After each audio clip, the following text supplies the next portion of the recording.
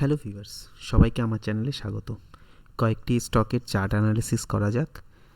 কাল মানে এই উইকে যে কটা স্টক বলেছিলাম আজকের জন্য, সব কটাই আজকে ফায়ার হয়ে গেছে, অনেক উপরে উঠেছে বেশিরভাগ স্টক, স্পেশালি এসিএমই, সোলার এবং সবচেয়ে বড় ব্যাপার যদি দেখা যায় এইচডিএফসি ব্যাঙ্ক খুব ভালো আজকে মোমেন্টাম নিয়েছে এবং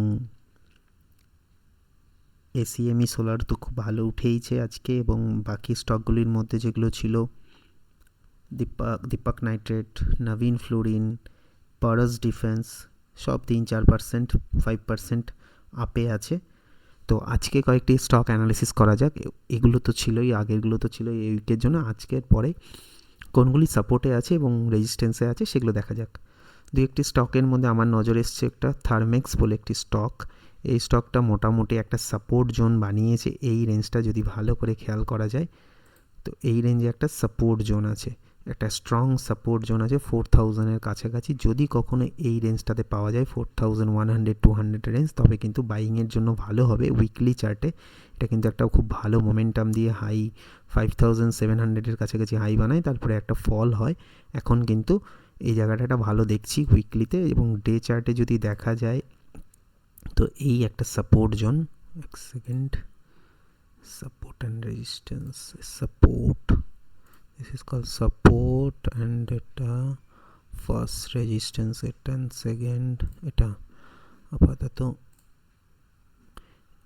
এই সাপোর্টটা যদি নিয়ে স্টে করতে পারে, যদি এই 3 দিনের লোটাকে যদি ব্রেক না করে আর এই হাইটাকে যদি ক্রস করে, তো এই দরজাটা খুলে যাবে। মানে 4900-এর কাছাকাছি আমরা দেখতে পারি, বা 5000-এর কাছাকাছি একটা যাওয়ার চান্সেস থাকছে। 5-7% বা 10%-এর কাছাকাছি। মানে এখন তো 4500 চলছে। যদি কোনো কারণে এর উপরে একটা স্টে করে, তাহলে কিন্তু এই অবধি যাওয়ার 5-8% একটা যাওয়ার চান্সেস থাকছে। স্টপ লস এই মুহূর্তে থাকা উচিত 4300-এর কাছে। এবং যদি একটু কিছুদিনের জন্য স্টে করা যায়, তাহলে কিন্তু 4000-এর কাছাকাছি যদি বাই করা যায়, একটা ভালো মোমেন্টাম নেওয়ার চান্সেস থাকবে।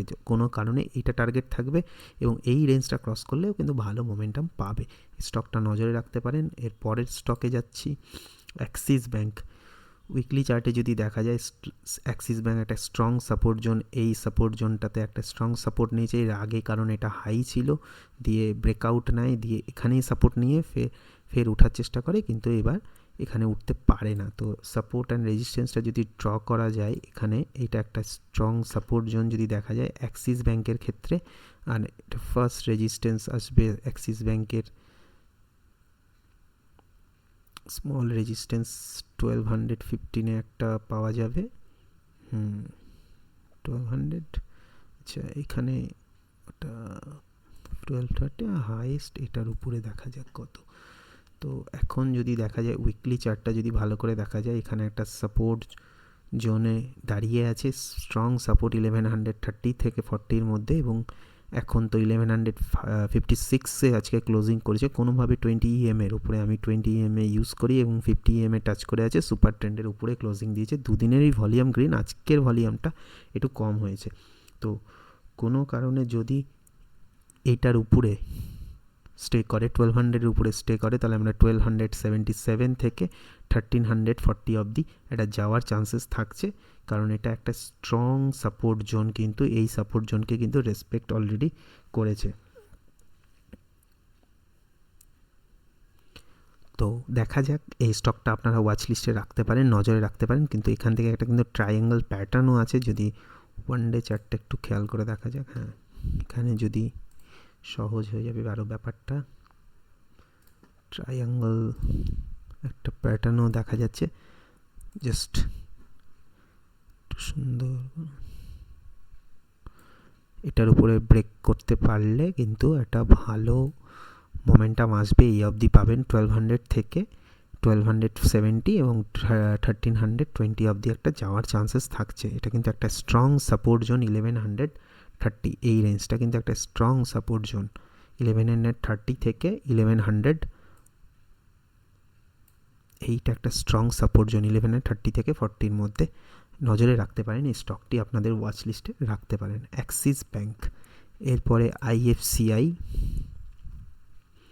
এটাও একটা সাপোর্ট নিয়েছে 56 to 7 কাছাকাছি, এটা একটা স্ট্রং সাপোর্ট জোন এটার ক্ষেত্রে।